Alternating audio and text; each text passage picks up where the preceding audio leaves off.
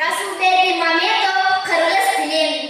Кыргыз тилим, кыргыз үчүн жаралган, кымбат баасынын алган. Биринчи эле апа деген сөз чыгып, билесиңби, эне тил деп саналган. Эне тилде сүтү ширелген, эне тайлап балдарына жиберген.